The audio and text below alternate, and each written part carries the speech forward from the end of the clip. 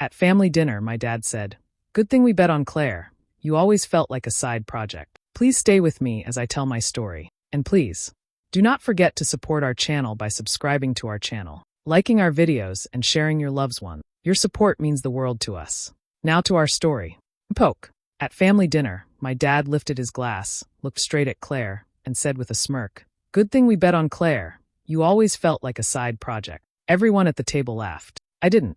My fork paused halfway to my mouth. For a second, I couldn't hear anything but the ringing in my ears. My mom chuckled softly, sipping her wine. Clare grinned like she had just won an award. I forced a smile. It was easier than asking why. Growing up, I was the kid who never made waves. I stayed in my room, did my homework, helped clean up after dinner. I didn't skip school. I didn't slam doors. I didn't shout. I didn't cry when I should have. Maybe that was the problem. Clare, on the other hand, lived loud. She brought drama, chaos, and stories that always made my parents lean in. If she forgot her homework, it was because her teacher didn't explain things well. If she missed curfew, it was because she was helping a friend. There was always a reason, and it was never her fault. But somehow she still got the praise, the hugs, the cheers. I got the silence. I told myself it didn't matter, that as long as I was doing okay, I didn't need their approval. But sitting there at that table, listening to everyone laugh at my expense, something cracked. The jokes weren't harmless.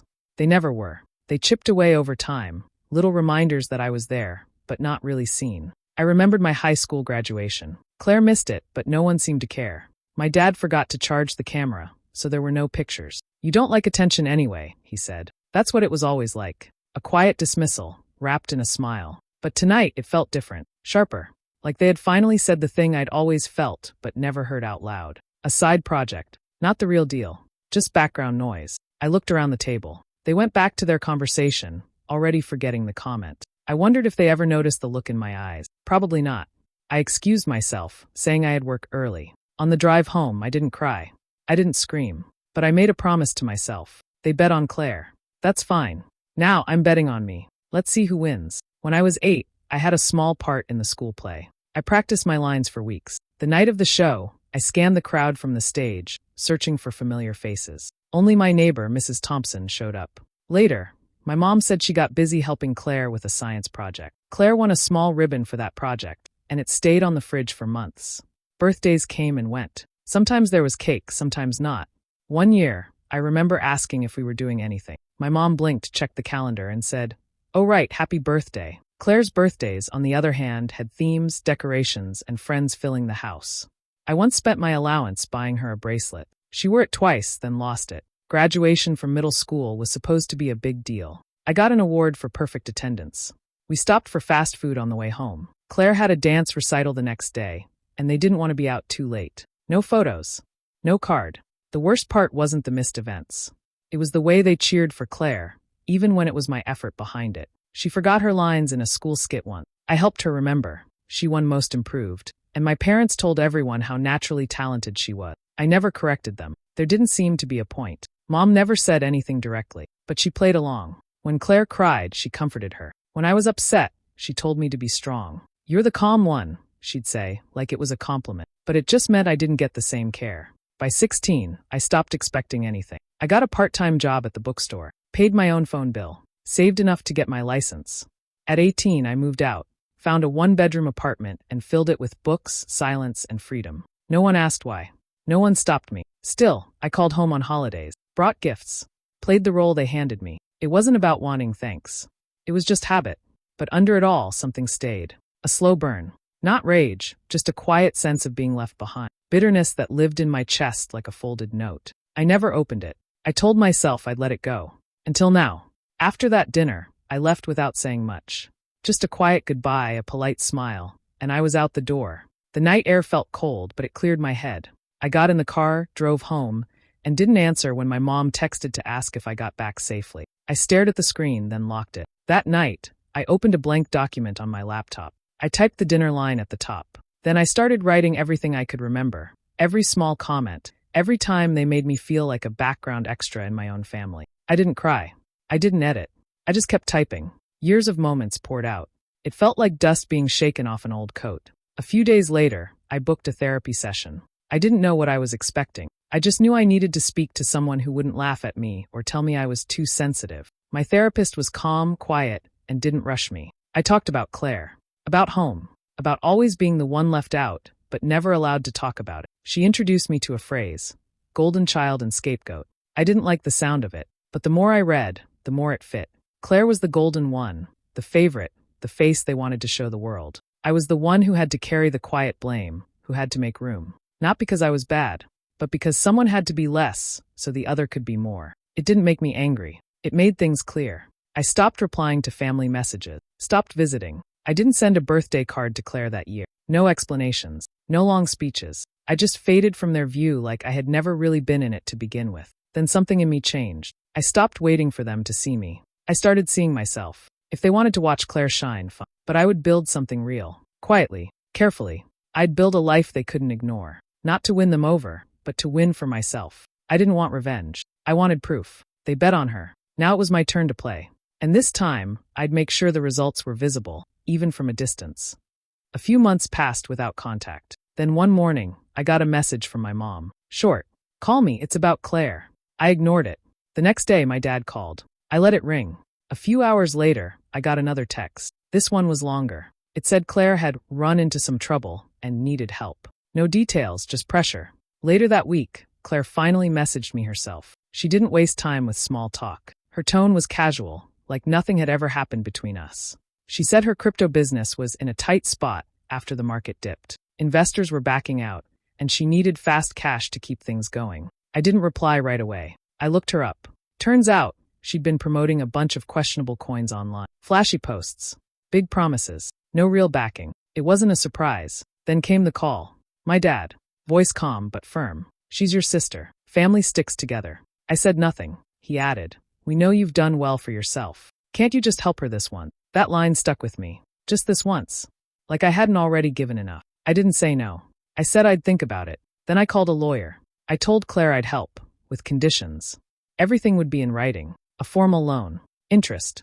Deadlines. She had to list assets as collateral. If she couldn't pay, I'd claim ownership of her business. She laughed. It's not that serious, she said. But she agreed. She signed. She didn't read the documents carefully, just skimmed them and asked where to initial. Her confidence was so loud, she didn't hear the warning behind my silence. A week later, I transferred the funds. No congratulations. No thank you.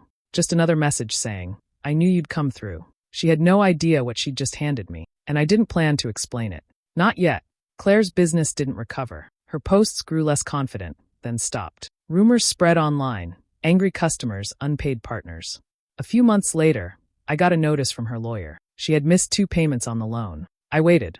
Gave it a full week. No call, no message, no sign she remembered what she signed. So I acted. The contract was clear. If she defaulted, I had the right to take control of her company. My lawyer filed the paperwork. Within days, it was done. Quiet, clean, legal. Clare was no longer the owner. I was. She found out through a formal notice. The next morning, the calls started. My dad angry. My mom confused. Clare left a voicemail, yelling that I had tricked her. She said I had no right. That family doesn't do this. I didn't respond. Instead, I sent them all an email. Attached were the documents. Signed, dated, legal. Every term she agreed to. I highlighted the missed payments. The ownership clause. The collateral list. A few hours later, my mom replied. She said I should have warned them. Said this was cruel. You're tearing the family apart. I replied with one line. I learned from the best. Later that night, my dad called again. This time, his voice was quieter. We just thought you'd help her out, not take everything. I told him I didn't take anything. I claimed what was promised. If Clare had treated it like a real deal, she wouldn't be in this mess. He paused. She's your sister, I said, and I was your son. That didn't stop you from betting on the wrong one. Silence. Then I added, you taught me to think smart. You taught me to back winners. That's all I did.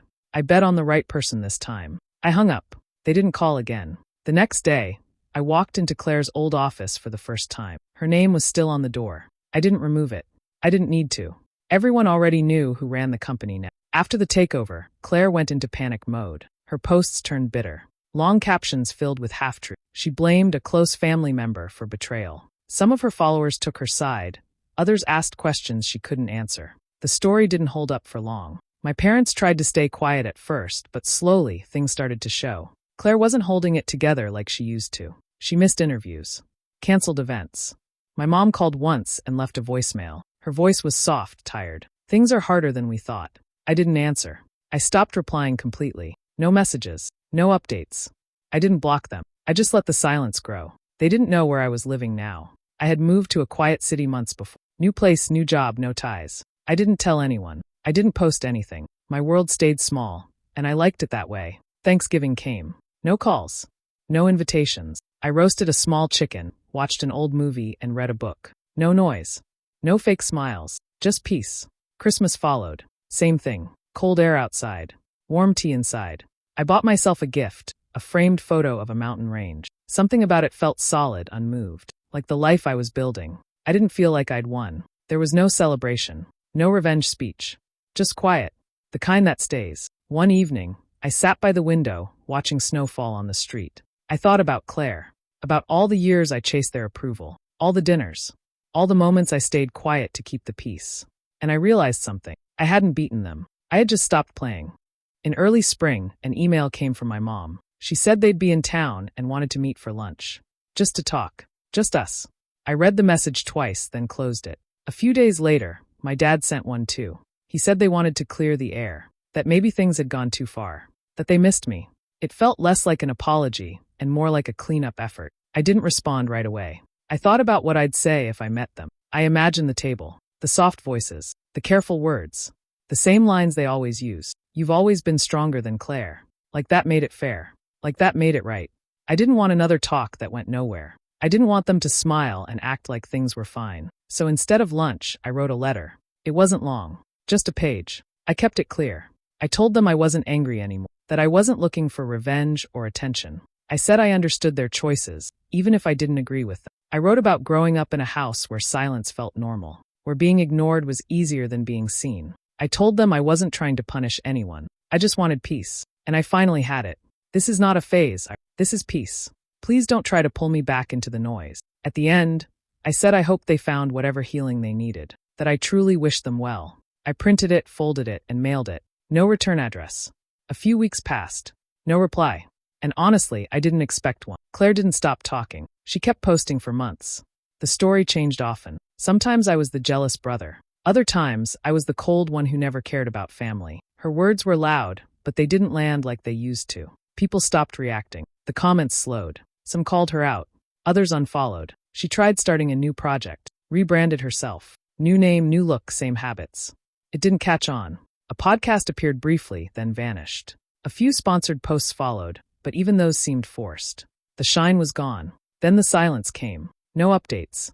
No stories. Just quiet. I didn't check every day. But sometimes when the thought crossed my mind, I looked. Nothing changed. Same profile picture. Same frozen smile. A year later, someone sent me a link. Clare had been interviewed on a small podcast. She looked tired, like someone who had run out of rehearsed answers. She didn't mention my name, but she talked about losing everything. Said she'd trusted the wrong people. Said she was learning to take responsibility. I didn't believe all of it, but I didn't doubt that maybe, just maybe, life had finally forced her to face herself. It didn't make me feel better. It didn't make me feel anything. She was no longer my weight to carry. No longer my shadow to live under. For years, I had felt tied to her, like my life had to make space for hers to grow. Now, I was done making space. Whatever path she was on, it was hers alone. And that was enough. Years passed quietly. I stayed in the new city. My job kept me busy, and I built a life that felt simple but full. I started seeing someone, kind, patient, calm. They didn't ask too many questions about the past. They just stayed. Therapy became a regular part of my routine.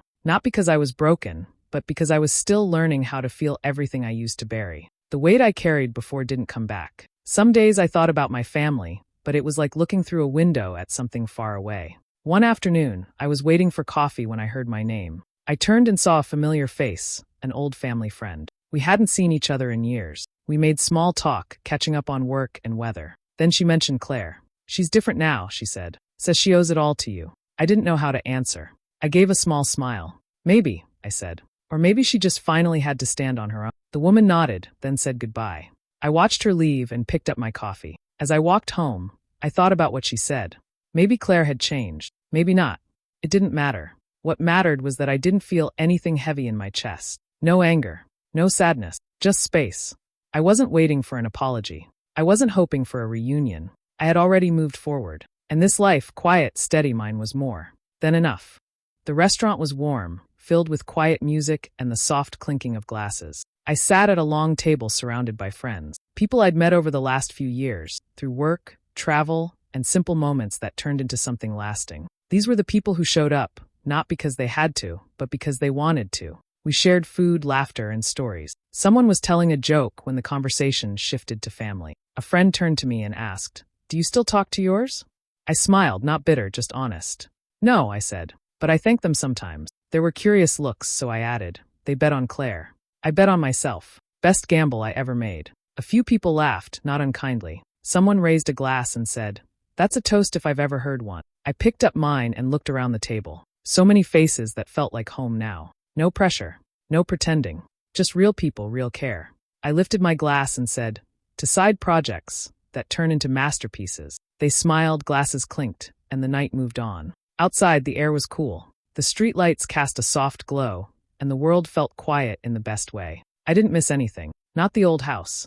Not the forced smiles. Not the noise. I had built something better. Not louder, just stronger. And for the first time in a long time, I knew this was where I was always meant to be.